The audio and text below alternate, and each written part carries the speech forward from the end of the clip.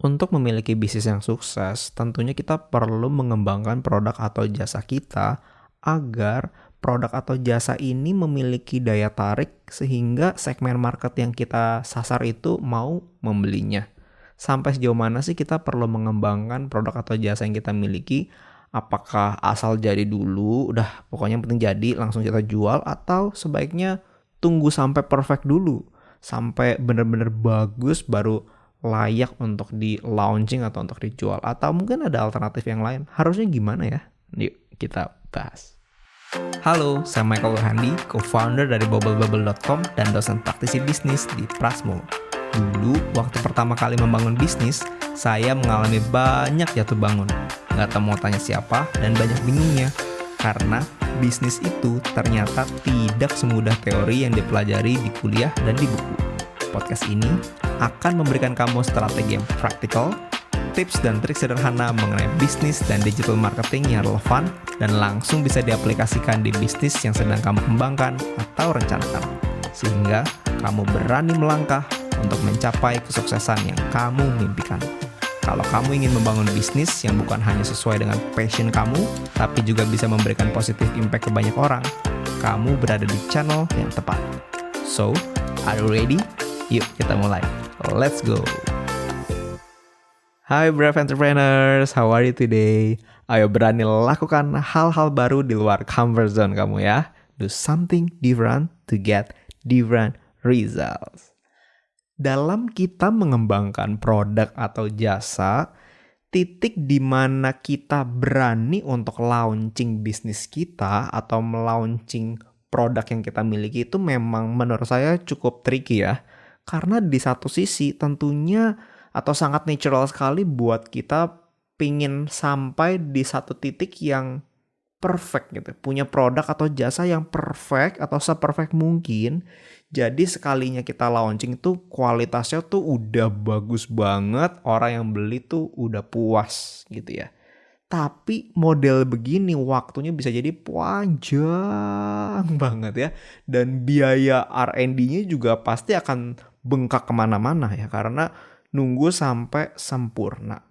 Itu kan di satu sisi. Tapi di sisi lain, kalau kita membuat produk atau jasa itu dengan R&D yang let's say terlalu seadanya, udahlah yang penting jadi terus launching cepetan, yang penting kita bisa cepat jualan misalnya gitu ya. Walaupun mungkin produknya masih belum sempurna, model begini bisa-bisa customer itu komplain dan bahkan bisa kapok dengan produk atau jasa yang kita tawarkan. Jadi ini kayak dua sisi yang yang gak ada yang kelihatannya benar gitu. Dua-duanya tuh bikin repot. Kalau kamu aliran yang mana coba? Menurut kamu lebih prefer yang mana? Udah asal jalan dulu atau tunggu sampai perfect dulu? Dan hal ini tuh applicable banget buat kamu yang lagi ngerencanain bisnis. Mungkin sekarang ini ke pending misalnya karena nunggu sampai sempurna dulu ya. Nah, tandanya kamu aliran yang pengen seperfect mungkin kan gitu ya. Dan kalau kamu sudah punya bisnis dan mau membuat inovasi-inovasi baru buat bisnis kamu, pasti kan harus ada terobosan-terobosan baru, ada pengembangan-pengembangan baru. Nah, ini juga akan sangat applicable nih episode ini. Karena ya itu, kita akan juggling di mana nih? Apakah tunggu sampai perfect atau udah asal jalan dulu aja? Seperti apa sih sebaiknya ya? Jadi, teman-teman di dalam teori dari product development itu sebetulnya ada jalan tengahnya di antara dua kubu ini gitu ya.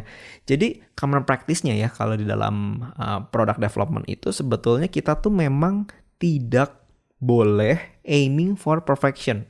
Maksudnya kalau nggak boleh tuh kesannya kayak perfection itu jadi salah ya. I mean adalah gini, kita nggak bisa nunggu sampai produk itu sempurna dulu gitu ya.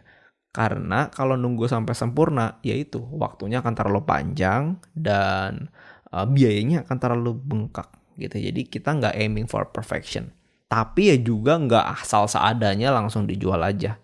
Jadi titik tengah-tengahnya tuh sebetulnya ada, istilahnya adalah titik MVP ya.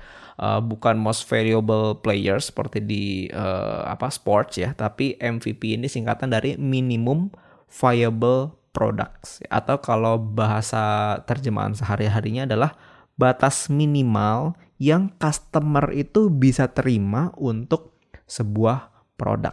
Nah, jadi ini adalah batas di mana customer tuh kalau beli produk kita, kalau titiknya itu sudah sampai titik MVP, mungkin customer nggak yang kayak, wow, this is the best product ever, yay, gitu. Nggak sampai begitu juga ya.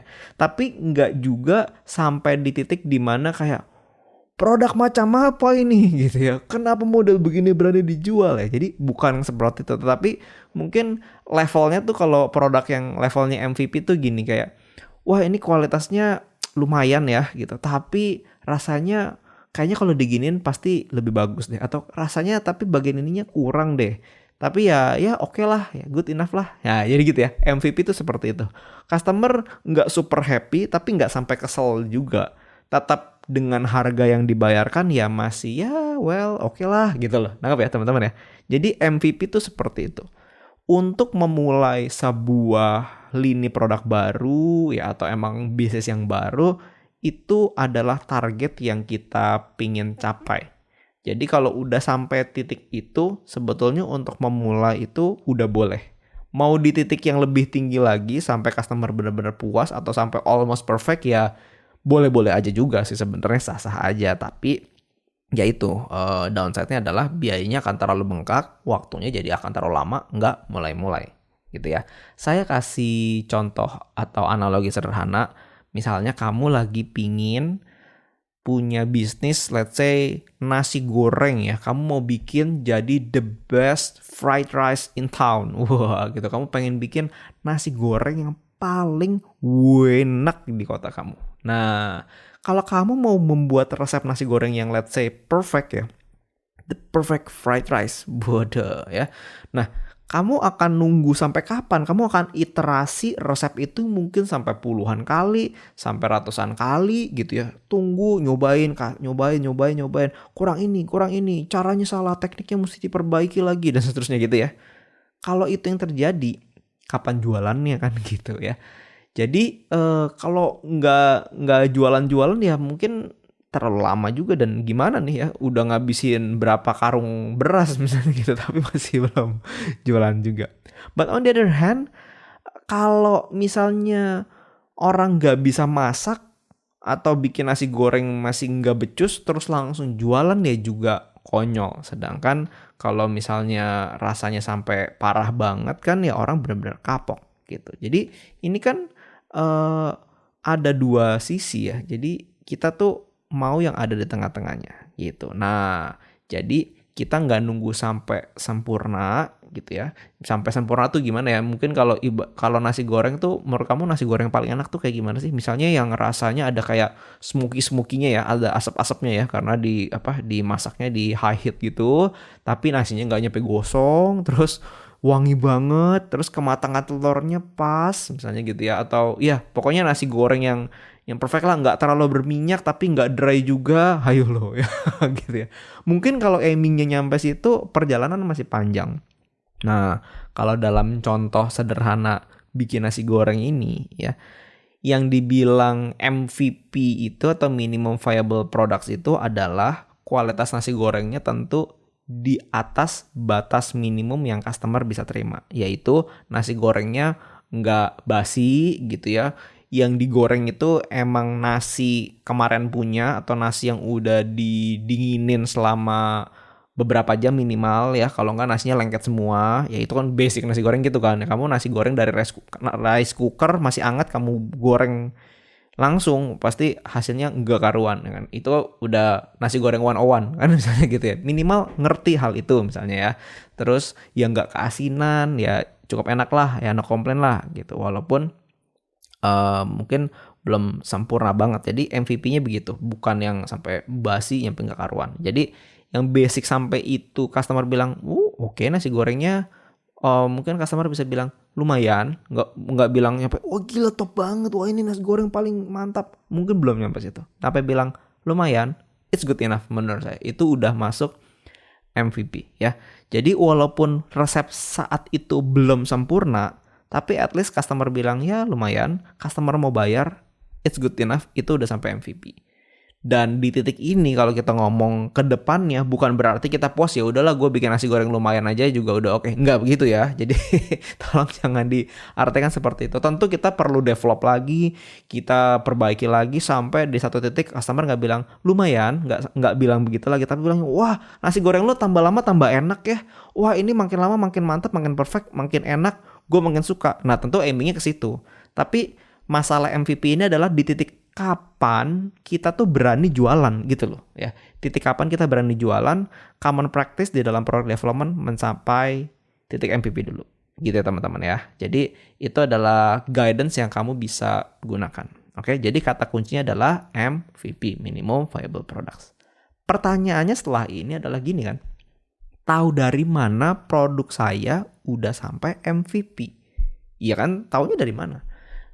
Nah, disinilah kita perlu namanya survei ya. Misalnya adalah kita membuat prototype ya. Prototype ini tergantung ya produknya apa. Bisa makanan, bisa produk, bisa jasa atau pelayanan, itu juga bisa ya. Intinya prototype ini kamu tahap pertama adalah kita perlu share ke friends and family kita. Jadi ke ring satu kita ya. Kita tanya aja sama mereka, asking for feedback.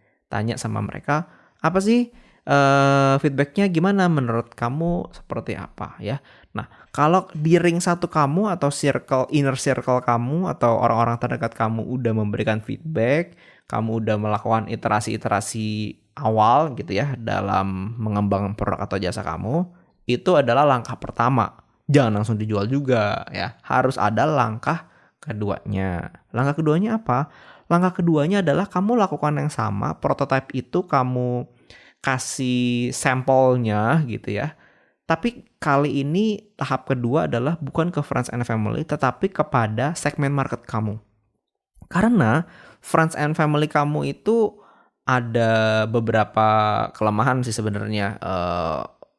Saya jelasin nanti di belakang, tapi total surveinya itu minimal tuh harus 2 kali ya. Pertama friends and family untuk baru memulai, yang kedua adalah ke segmen market kamu. Nah, segmen market kamu itu adalah orang-orang yang tidak kamu kenal langsung dan ya memang targetnya itu sesuai dengan yang kamu target itu profilnya seperti apa. Misalnya dari sisi umur, dari sisi mungkin interest-nya, dari sisi mungkin income-nya, misalnya gitu ya. Ya intinya siapa yang jadi segmen market kamu itu siapa, itu yang kamu targetkan atau yang kamu tanya feedbacknya dalam bentuk prototipenya. Misalnya prototipenya kamu kasih, kamu suruh coba gitu ya, dan kamu tanya mereka gimana ya. Misalnya adalah temannya teman kamu gitu, jadi kamu nggak kenal langsung, jadi kamu dia tuh ngasih feedbacknya tuh nggak yang kayak enakan gitu loh, jadi ngasih feedbacknya ya yang objektif aja. Atau misalnya kamu cari random lah, misalnya di tempat umum kayak, Kak boleh nggak kami lagi product development nih gitu, boleh nggak kasih feedbacknya cuma butuh waktu 2 menit misalnya gitu ya. Ya banyak lah cara untuk bisa survei, silahkan kamu cari cara yang paling nyaman buat kamu. Tapi intinya adalah kamu perlu melakukan tahap kedua ini adalah ke orang-orang yang merupakan target market kamu, tapi orang yang nggak kamu kenal gitu ya. Nah baru ini saya jelasin kenapa. Karena kita mau mendapatkan jawaban yang objektif. Nah, kalau friends and family itu yang pertama belum tentu mereka adalah segmen market kamu. Itu yang pertama, belum tentu. Kalaupun iya, mereka adalah segmen market kamu yang kamu targetkan gitu ya, model profilnya. Itu biasanya Biasanya friends and family itu kalau ngasih masukan, itu biasa ngasih masukannya tuh yang agak-agak klise karena tidak enak untuk menyakiti hati kamu. Kalau kamu kalau produk atau jasanya let's say kurang bagus. Jadi kayak oh ya oke, lumayan gitu. Misalnya kamu tadi contoh yang nasi goreng itu ternyata nasi gorengnya keasinan atau ternyata ya pokoknya kurang enak lah gitu. Mungkin yang bilang oh ya oke, wah kamu berbakat ya, atau misalnya kan gitu kan kayak cuman dipuji-puji aja. Ya agak keasinan sih tapi cuman asin dikit doang ya, tapi oke lah gitu. Jadi enggak kayak terlalu banyak pemanisnya gitu ya. Which is maksudnya baik kan untuk mensupport kita gitu ya. Untuk memberikan semangat untuk menguatkan hati kita kalau well ayo kamu bisa, ayo udah jalan gitu. Jadi akan lebih banyak dipujinya, umumnya begitu ya kalau friends and family. Ya nggak semua juga sih, tapi umumnya begitu. Jadi walaupun ada feedback, biasanya tuh feedbacknya tuh udah dipoles. Kalau misalnya ya menurut saya sih agak keasinan dikit. Nah aslinya kalau friends and family yang ngomong itu tandanya keasinannya banyak gitu ya. Itu kan gitu kan, karena nggak pengen menyakiti hati kamu atau membuat kamu jadi lemas gitu ya. Nah jadi ini yang kita perlu aware. Jadi meanwhile kita mendapatkan supportnya, nah belum tentu kalau mereka bilang oke atau bagus, produk kamu itu beneran udah oke atau udah bagus gitu ya waktu nanti dijual. Jadi ini bisa menjadi penyemangat, tapi kalau kamu percaya aja langsung plek-plekan, nah itu bisa jadi backfire. Karena misalnya dibilang oke-oke aja waktu di launching ternyata nggak cocok atau ternyata nggak diterima, ayo salah siapa? Masa kamu nyalain friends and family? Kan nggak bisa gitu ya. Karena ya maksudnya juga baik. Nah jadi kamu perlu ada lanjutannya di luar friends and family kepada orang-orang yang nggak kamu kenal yang menjadi segmen market kamu itu siapa. Nah kalau mereka itu kan lebih ya nggak kenal juga, nothing tulus juga. Jadi akan memberikan honest opinion yang lebih objektif gitu ya. Nah kenapa mesti friends and family dulu ya, karena produknya misalnya masih jauh banget dari sempurna, masih scratch banget ya, sama orang-orang terdekat dulu gitu. Jadi bisa mulai gitu. Kalau produknya udah dirasa udah lumayan, baru ke orang-orang yang nggak kamu kenal ya. Jadi stepnya itu akan seperti itu. Nah kalau dari responden ini feedback yang negatifnya itu sudah sedikit atau nggak signifikan, jadi kamu bisa lakukan ini juga mungkin nggak cuma sekali. Kalau sekali udah rata-rata dapatnya bagus, feedbacknya ya udah. Tapi kalau kurang ya yang kurang itulah yang kita perbaiki gitu ya. Kalau udah sampai di satu titik di mana feedback negatifnya udah sedikit ya, nah disitulah tandanya kamu sudah mencapai MVP-nya gitu ya. Jadi di titik itu kamu udah bisa bilang oke, produk ini sudah layak untuk dijual. Kamu mau jual, menurut saya itu udah oke. Walaupun mungkin belum sempurna. Jadi titiknya sampai di titik itu, tolak ukurnya adalah saat responden itu feedback negatifnya sedikit, mungkin gak bisa sampai 0 banget, and that's okay. Dan kalaupun ada yang negatif tuh nggak yang sifatnya krusial atau yang sampai signifikan banget ya. Jadi modelnya sampai segitu. Pertanyaan yang biasanya muncul nih kalau di titik ini, nggak tahu apakah kamu menanyakan pertanyaan ini juga, adalah berapa jumlah respondennya dong? Ya kan? Kamu nanya gitu nggak? Kalau kamu nanya gitu tandanya kamu sudah berada di jalan yang benar kan gitu ya. Jadi mesti berapa banyak nih responden yang mesti gua sampling ya. Jawabannya tentu akan relatif sih sebenarnya. Kalau mau jawaban yang letter luck banget, letter luck loh itu kata-kata jadul banget ya. Intinya kalau mau jawaban yang by the book banget, nih tergantung kamu mau jawaban yang kayak gimana ya. Kalau mau jawaban yang by the book banget, jawaban jumlah sampel yang kamu butuhkan adalah kamu harus mengetahui berapa segmen customer kamu, jumlahnya ada berapa. Misalnya segmen customer kamu, misalnya di Jakarta pria umur sekian sampai sekian, ya, kamu lihat populasi yang seperti kriteria kamu tuh ada berapa orang. Misalnya ada 1 juta orang misalnya gitu ya. Nah dari situ kamu masukin pakai rumus statistik ya, dengan confidence interval 95% ya. Kalau kamu ada yang kuliah ambil statistik atau mungkin SMA juga ada belajar statistik tuh ada model gitu ya. Itu jadi berapa minimum sampel yang diperlukan agar bisa mewakili jumlah jumlah populasi itu dengan confidence interval tertentu. Misalnya umumnya pakai 95%. Nah, keluar tuh nanti angkanya. Nah, misalnya angkanya keluarnya berapa? Misalnya keluarnya anggaplah 50 ya. Tandanya kalau mau yang benernya untuk bisa mewakili populasi berapa banyak itu, nah perlu ada 50 responden. Itu kalau yang by the book-nya begitu ya. Itu baru benar-benar sesuai standar lah kira-kira gitu ya. Dan itu tuh akurasinya tinggi ya. Mirip kayak kamu kalau ingat nih kan bentar lagi ya, tergantung kamu kapan dengerin podcast ini, tapi di Februari 2024 kan bakal ada pemilu, dan waktu pemilu itu kan ada namanya quick count kan. Quick count itu kan metodenya kan dia ngambil sampling beberapa posko tempat ambil suara itu Dan itu cuma sampling doang tapi tingkat akurasi tinggi. Padahal dia nggak nanyain ke semua penduduk yang yang nyoblos kan gitu ya. Nah itu metode kayak gitu. Tapi akurasi tinggi ini juga sama. Jadi sampling kalau jumlahnya cukup dengan cara yang benar itu sebenarnya akan bisa mewakili populasi. Jadi akurasinya juga akan tinggi. Tapi kalau misalnya nggak mau model begitu, ya udah menurut saya ya semaksimal yang kamu bisa, sebanyak yang kamu bisa. Tapi jangan cuman kayak ya cuman 2 orang, cuman 3 orang, ya itu jelas itu jauh banget. Intinya kamu tuh pengen mendapatkan kalau dapat feedback itu bisa kamu rata-rata gitu ya. Dalam arti rata-rata tuh misalnya gini. Misalnya at least kamu 20 deh ya, 20 responden gitu ya atau 20 sampel.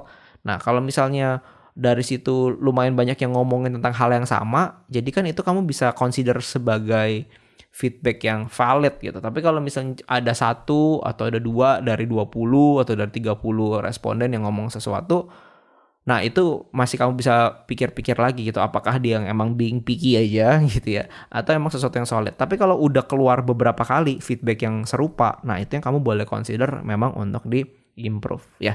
Jadi itu mengenai MVP. Oke, saya mau tutup dengan cerita ini. Kalau kamu kalau kamu cek di Play Store atau App Store, nggak lagi ngomongin pergi ke tempat, sorry. Maksudnya kamu lagi cek di handphone kamu nih ya, mau pakai Android atau pakai Apple, sama aja Play Store atau App Store. Coba deh kamu lihat aplikasi-aplikasi yang paling populer yang pasti ada di handphone kamu ya. Misalnya Instagram, WhatsApp, apalagi Google Maps gitu ya. Ya pokoknya yang umum-umum deh ya, yang dimiliki sama perusahaan-perusahaan besar itu gitu ya. Yang di-downloadnya juga bukan cuma 1-2 juta orang, tapi miliaran orang di dunia, gitu ya, di seluruh dunia. Pertanyaan saya adalah gini, aplikasi-aplikasi ini pernah diupdate nggak ya?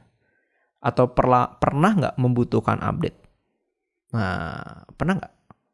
Pernah update software-software itu? IG, WA, Google Maps gitu. Pernah update nggak? Jawabannya mungkin bukan cuma pernah ya, tapi sering ya. Misalnya beberapa bulan sekali tiba-tiba update, bahkan kadang ada aplikasi tertentu yang wajib diupdate, kalau nggak bisa dibuka. Waduh ya, modelnya begitu kan. Dan beberapa bulan sekali bisa terjadi, dan kelihatan tuh kalau dari lognya kan dikasih tahu nih kayak di update versi terbaru ini gitu ya. Apa yang diupdate? Misalnya fixing minor bugs, wah misalnya gitu ya. Atau improvement on titik-titik-titik ya, apa yang lagi diimprove gitu ya. Kalau perusahaan kecil melakukan improvement ya karena ada bugs lah, ada bagian yang kurang oke lah, tampilannya diperbaiki, ya mungkin kita masih bisa maklum ya. Tapi kalau sekelas Google, sekelas Meta gitu ya, mereka tuh masih update loh aplikasi-aplikasinya. Dan kalau masih diupdate, tandanya yang bagian sebelumnya kan ya kurang sempurna, ya dong. Jadi apparently ya aplikasi mereka sebanyak resource apapun yang mereka punya tetap belum sempurna sebetulnya, karena masih tetap diupdate lagi. Sepintar-pintarnya mereka tetap aja ketemu ada bugs lah, ada yang masih perlu diimprove lah gitu. Jadi sebagus-bagusnya mereka bikin, pasti akan tetap ada update gitu ya. Jadi even perusahaan paling hebat sekalipun sulit sekali untuk bisa membuat produk atau jasa yang benar-benar perfect dan tidak perlu perbaikan. Jadi that's the way it is. Jadi kita nggak perlu anti lah, atau nggak perlu malu juga kalau oke gitu. Nanti kalau diperbaharui rasanya jadi kayak kurang profesional ya, atau kayaknya kurang gimana ya. Nggak apa-apa, udah inget aja Meta, inget aja Google yang masih software update sampai sekarang gitu ya. Coba kalau kamu nunggu misalnya waktu itu WhatsApp dibuat udah langsung perfect gitu ya. At least waktu dulu dibuat kualitasnya sama seperti hari ini aja, ya nggak jadi-jadi, itu nggak launching itu si WhatsApp kan gitu ya. IG juga sama ya, nggak launching gitu kalau nunggu sampai perfect dulu. Tapi kan mereka buat ya, mungkin ada komplain dari penggunanya, ada masukan, nah terus mereka update lagi dan seterusnya. Jadi itu adalah mindset yang perlu kita miliki. Kalau event perusahaan paling hebat, paling kaya, paling maju, paling inovatif pun melakukan ini gitu ya apalagi model kayak kita mau perfect.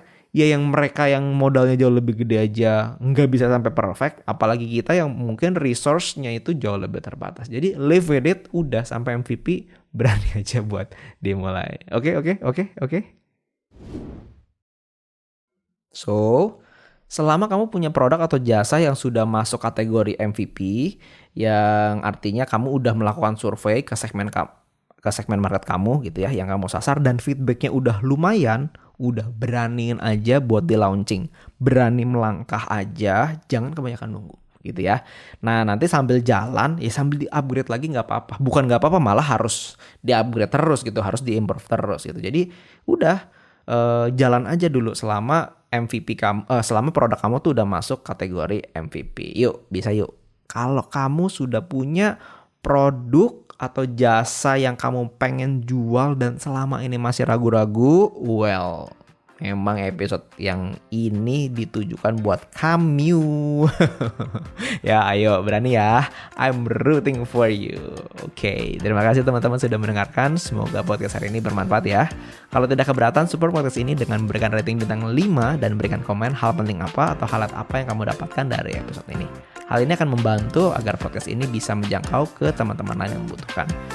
Kalau kamu tahu siapa teman kamu yang poco-poco maju mundur mau bikin produk atau mau launching produk karena nggak berani atau karena nggak pede, rasanya produknya kurang oke, nah harus share episode ini biar dia ikutan pede, biar tahu MVP itu seperti apa. Oke, yuk berani melangkah untuk bisa mencapai kesuksesan yang kamu mimpikan. Sampai ketemu di episode selanjutnya ya. Bye for now. Take care.